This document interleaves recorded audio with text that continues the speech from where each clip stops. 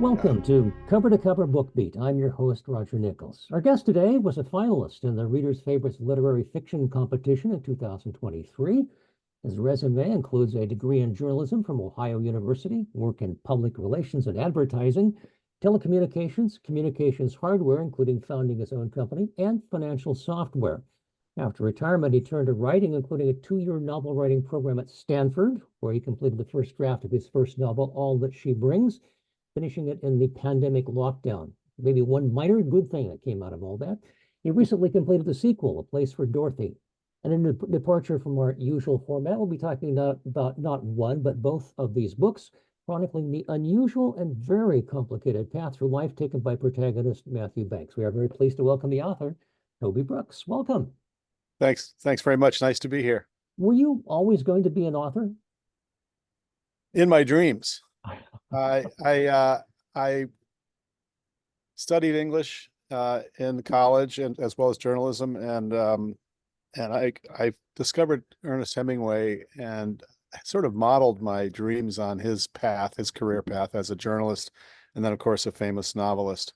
He went on to become canceled, unfortunately, in some ways, in some circles, but he's still a fine writer. But yeah, I always dreamt that I would write a novel, and that despite my career taking, a rather circuitous route to that destination, I always wanted to write a book, to answer your question.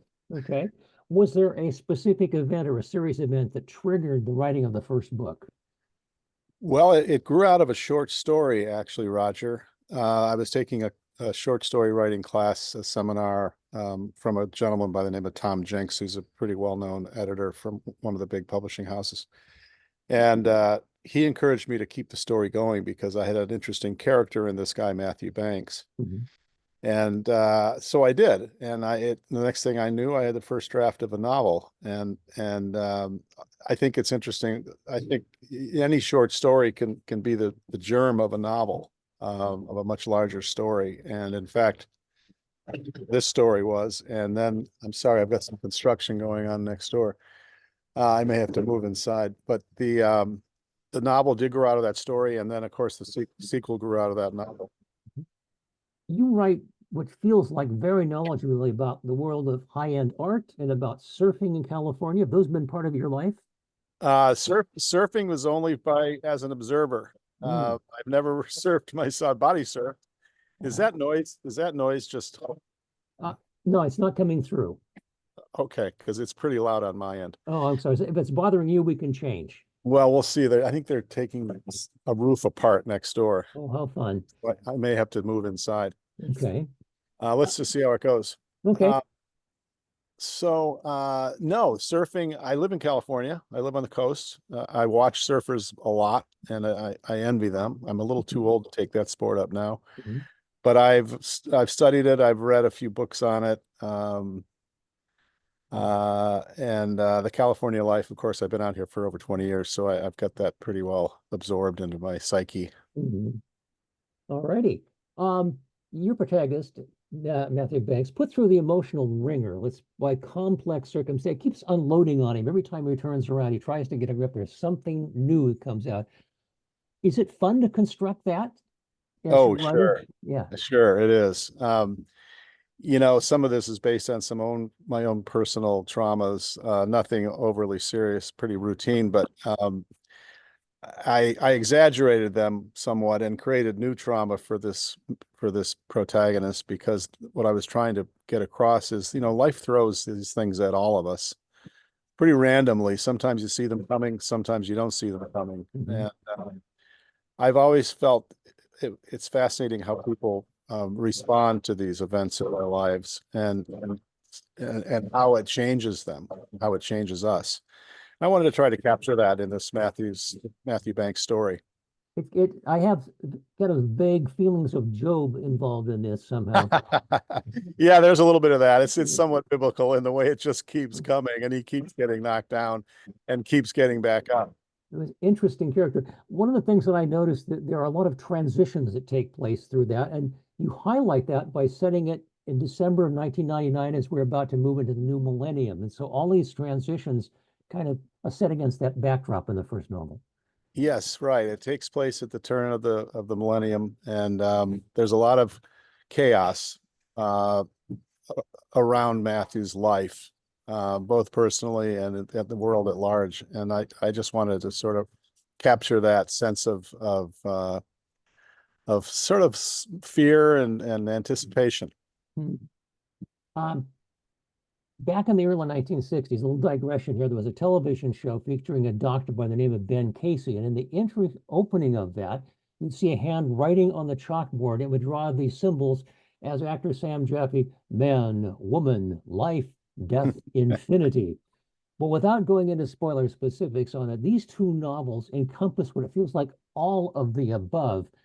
I just have to think a college lit class would just have a ball deconstructing it. Well, the arc that I've created, I tried to make as complete as possible, where it starts with the protagonist in a hole, in the throes of a very serious personal challenge. He lost his wife in a car accident, and it goes through his recovery in several phases, but it never quite completes itself. He's constantly trying to become a better, stronger individual, and he doesn't always succeed, and he's not always likable in the process. So it's a journey that is frustrating, but it's also realistic, and it covers a lot of ground. You're right. It covers personal relationships, betrayal, death, Birth as well. denial, birth. Yeah. There's a random birth involved. He becomes a father suddenly without planning to, and yeah, it's pretty all encompassing. I have to also note that the very first thing you see when you after you open the title page is a quote from Tolstoy. All happy families are alike, and each unhappy family is unhappy in its own way. Also happens to be the opening of Anna Karenina, which he reads throughout both novels. I'm assuming that Tolstoy is a guardian angel of some sort for you. Oh, I've read War and Peace, not last year, but the year before, and yes, it was a seminal book in my experience. Mhm. I try to read one classic a year. That particular year, it was War and Peace, and I mean Tolstoy was a master, and I could only hope to write anything like he Mhm. did. But yeah, he the themes and the pace of it. It's not, of course, as long as War and Peace, but it's a full-fledged novel. It is indeed. You also refer a couple of times to African Queen, which I love. Uh, Hepburn Bogart film. In fact, you have a very fascinating character. Hughes Billingsley III gives that name to his vintage Jaguar sedan. Where did that inspiration come from? Roger, I have no idea. We all have the ability to conjure up these things, sometimes consciously, sometimes not consciously. A lot of these things came to me in my sleep. Mhm. But Hughes Billingsley was one of those characters that just popped up in my head. He's not based on anyone I know. Maybe a composite of several people I know. Very eccentric. He's sort of a foil to Matthew. He's a mentor to him, but he's also an antagonist in the sense that he lives next door and keeps an eye on Matthew, and Matthew is very conscious of this force in his life. But Hughes and his car, his Jaguar, he's an art collector, so he's very eccentric. So of course he would have a very fancy car, and if you know the car, it's a long four-door sedan, and, It's the and longest they ever made, I think. I think it was. Yeah. And of course, the African Queen was a very long, narrow. Mhm. Uh, uh, I guess it was I don't know what kind of a boat it was, but it was classic in the movie with Bogart. Yeah, absolutely. I also thought that perhaps that Hughes is your way of commenting on the actions that Matthew is doing as giving maybe a little Greek chorus feel to it there. Yes, absolutely. He's Matthew's conscience in many ways. He's reminding him of the person he wants to be. Not that he wants to be like Hughes, but he wants to get it together and be Mhm. a wholesome character and not continue to make these bad decisions that he's making. So he's sort of like an uncle to Matthew, and he's got his own problems. He's lost an arm in a freak accident. So, and again, I don't know where that came from. But Hughes is imperfect in his own way, but he does serve as sort of a foil to Matthew. And I have to talk about another fascinating character, the shaman that Matthew meets at the beach, Mm. Kanakis or Cosimo, if I'm pronouncing that correctly. Cosimo, yeah. Yeah, Yeah. and I got thinking, I'll bet there's some meaning in those names, and so I looked them up, and Kanakis is either Greek for caress or playing with a child, and Cosimo is order, organization, and beauty. I thought it was fascinating. I don't know if those were intentional, but they Well, just seem to resonate. the first one was. The second one, it's just sort of a coincidence. But yeah, he introduces a spiritual sort of extra dimensional feel to Matthew's journey, and helps him to see the possible beyond what is unfolding in his life right in the present moment. And he actually helps him believe that there is a reason for him going through all of this, and that it is headed towards some greater, better end. And he gives him hope. And well, he's kind of a magic realism character. I get a Yes. can of Garcia in the background there. There is a little bit of fantasy there. Yeah, Absolutely. And it's helped along by the mezcal they drink on the beach that night under the full moon. and a second encounter. I don't want to get too technical, but I think is it bufotenine that's involved? The toad? Yes. Yeah. Okay. Yes. Which is another Fascinating. mind altering substance that Mhm. sends Matthew down another path of revelation. And I do like books that send me to the research library. And this one had something I'd never seen before. It's the a condition called afterwardness. Yeah, that's actually a condition Freud identified Mhm. um, last in the late 19th century. And it has to do with the trauma one experiences in childhood and how it impacts the rest of their life. Fascinating. I guess never heard it called that before. And one of the things I looked it up and it said it was a mode of belated understanding or retroactive attribution of traumatic meaning to earlier events. So that's a Exactly. fancier way of saying the same thing you just did. So Yeah, in fact, the original title for that book was Afterward, and ah, most people didn't care for it, so I changed it. yeah, it doesn't quite give enough information. Speaking of which, the titles you do put out there are pretty darn interesting because the all that she brings from the first one can talk about a number of different characters it refers to, actually.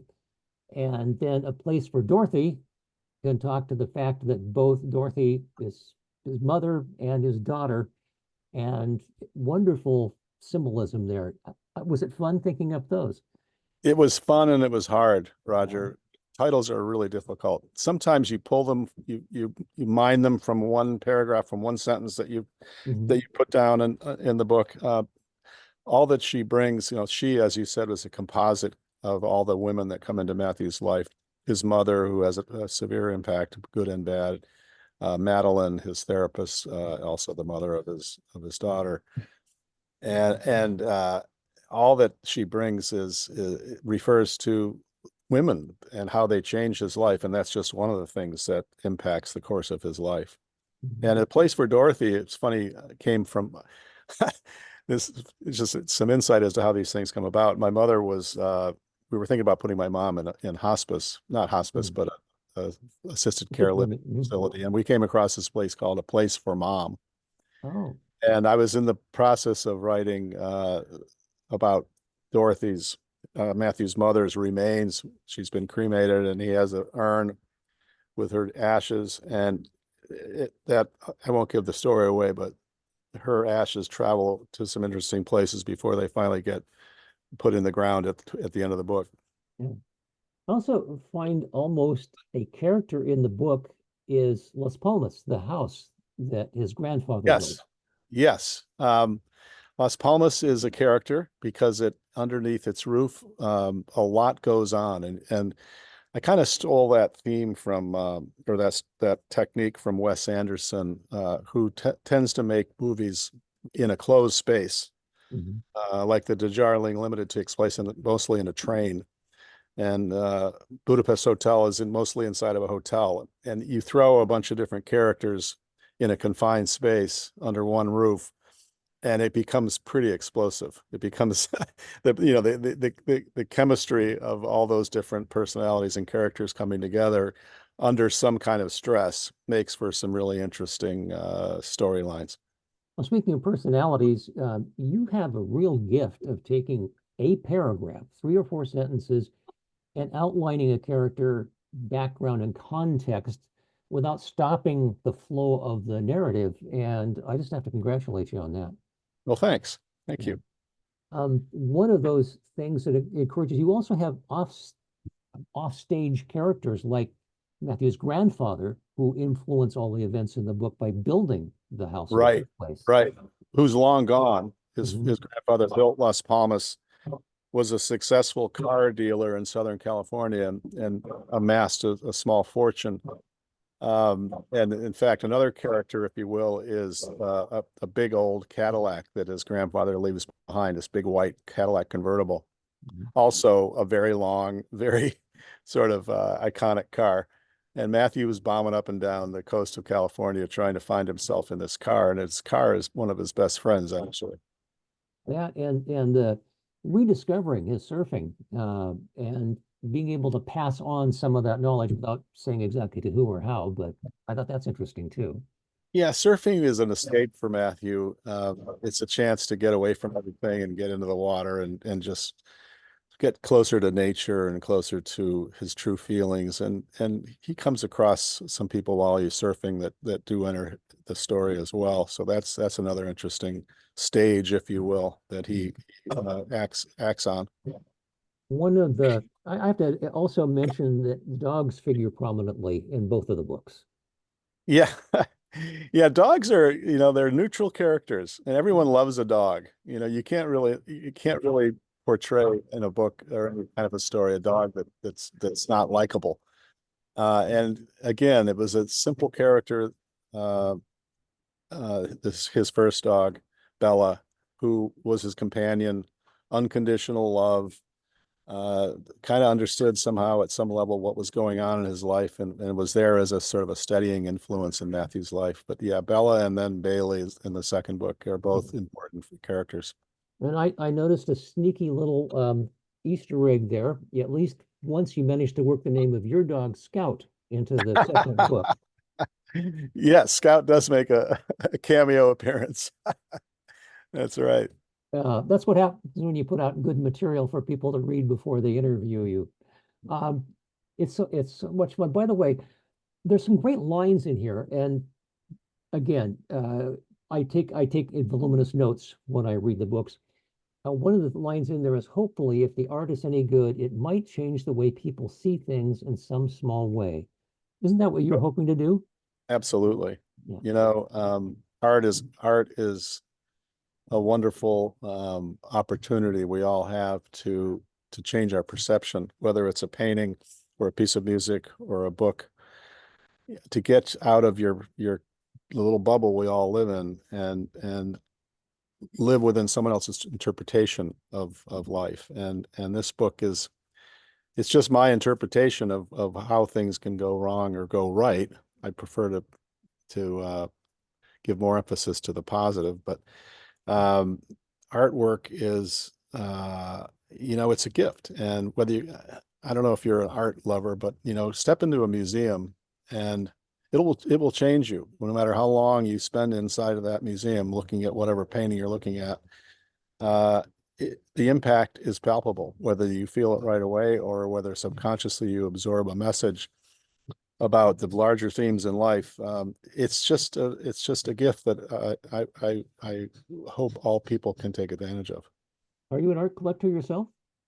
Minor, yeah, Yeah. minor.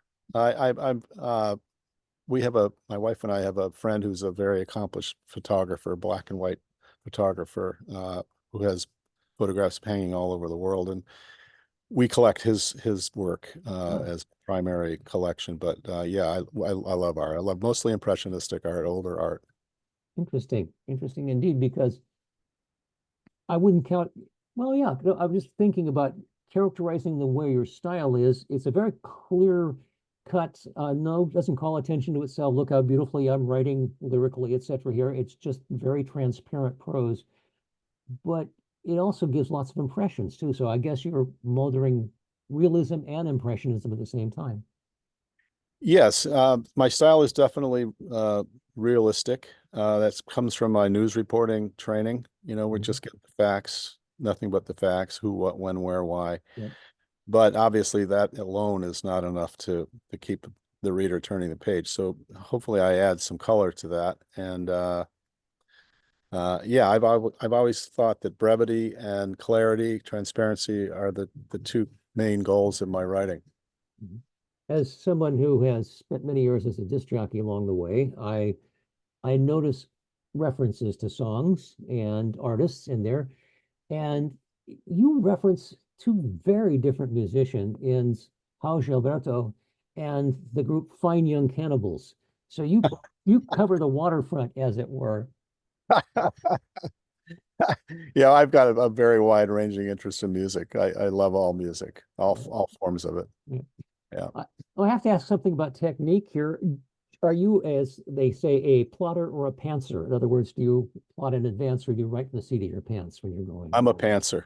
Ah, I'm a pantser, and it's interesting you mentioned that because there are two distinct approaches to writing these novels. I've taken classes and workshops with people that outline the entire story before they do anything. And I just let my story unroll, unspool on its own. And I think I'm not saying one way is better than the other. It all depends on your personal style. But I think my creativity tends to work in my subconscious. And I'll sit down and I'll set up a scene, and I'll know the beginning, and I'll know the players, and I'll know the setting, but I won't know where that's going. And mm, somehow, Roger, and I don't know how, it's a mystery, the story will unfold and it will mm, take shape. And it's really fascinating. It's one of the more fun parts of writing because you just don't know. I think it was Tobias Wolff, one of my favorite fiction writers, who said that in the case of a pantser like myself, you're in a car driving across country in the dead of night, and all you can see is as far as your headlights shine ahead of you as you write. And that's pretty much the way it goes. I can see mm, 100 yards down the road. Beyond that, I don't know. I just mm. don't know. Now, that is absolutely fascinating stuff. Um, when you do this, do you get in this zone as they talk about it? It just kind of flows and Absolutely. Not all the time, yeah. but I do. And you pray for those times, whether it's an hour or 3 hours or yeah, my wife left for work one morning when I was uh, in the thick of my first novel, the third or fourth draft of it. And I was rewriting a whole section, and she left for work like at 8 o'clock in the morning, and she came back at 5, and I was still in the seat pounding away. Mm. And she said, first thing she said was, "Did you get the dog out for a walk?" And in fact I had, but I didn't even break to eat. I mean, I Wow. was so focused, and it was coming so clearly and quickly that I didn't want it to end. But of course it does because you get tired. It does indeed. And yet, do you rewrite? Well, you mentioned multiple rewrites, but not horribly.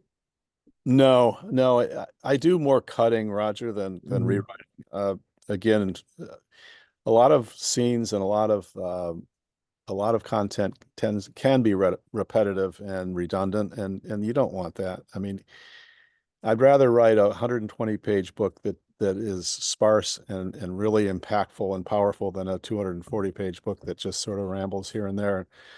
Both of these books were much longer to begin with. Well, excuse me. Hmm. Yeah. Um, one of the things that authors tell me sometimes, and this may apply in your case, is that you start writing a particular scene and the character says, no, no, no, you're not doing it right. Rewrite it this way. Does that happen to you? Not so much the character telling me that, but I will realize that the character wouldn't say that, Hmm. or the character wouldn't react that way. The character might, in fact, react the exact opposite way. And I'll turn scenes upside down Hmm. occasionally where the ending, the outcome is completely the opposite, whether it's happy or sad or good or bad. The ending of A Place for Dorothy originally was very happy, and it sort of so tied everything up in a bow, and Matthew and Madeline lived happily ever after. And I wasn't happy with it. I didn't think Matthew had earned that ending. And I heard an interview with Sam Shepard once, a famous novelist, actor, playwright, who said endings are the hardest thing. And Mhm. he said, when I wasn't happy with an ending, what he would do was just flip it upside down, turn it Mhm. around 180 degrees, and completely reverse the ending. And that's what I did with The Place for Dorothy. So yeah, I- I'm not I'm not locked into a certain ending. If it doesn't feel right, the character says this doesn't sound right, I'll change it. And that's where the real work begins, when you make changes. Revisions are the hardest part of writing. Which leads me to ask you the obvious question: is this the end, or will there be more, Matthew? No, I'm glad you asked. I'm halfway through the first draft of the final of what will be a trilogy. Mhm. And this book will have a definite closing uh, feel to it. There will be closure. It's a much happier ending. But as my wife reminds me, at some point we've had enough with Matthew. At some point, you got to let him go. And so, yes, I finished A Place for Dorothy, and people said, again, we want to know what happens next. Mm. So, and I never knew, Roger, if that was a good ending or a bad ending, but I think if you keep them wanting for more, you've done something right. So yes, the last book, it's coming very quickly. I think I'll be finished with it by the end of the year. Wow. Um, it will close out the story of Matthew Banks. All right. Well, we'll look forward to that. And let me ask you, in closing, if there's anything that I have not asked you that you want to get out to the listening audience. One thing people say, why did you make Matthew a ceramicist? He's a sculptor, and he works in clay, and that's really one of his first loves. And people say, well, where did that come from? Why is Matthew into ceramics? And the answer to that is, it was one thing that he could actually control with his hands, and he could change. Oh, He could shape any piece exactly the way he wanted to or didn't want to. And meanwhile, the rest of his life is teetering out of control. So and his father was a painter and a sculptor as well. So his art is a very important part of his recovery. mhm. And it can be for other people too. So I know that art therapy is very popular these days and can be very helpful. Absolutely. All right. Well, we hope that we will hear from you soon with part three. Our guest today has been Toby Brookes. His books are All That She Brings, A Place for Dorothy. We give him the highest possible recommendation. Hope to talk to you soon. Thanks Thanks. so much, Roger. Appreciate it.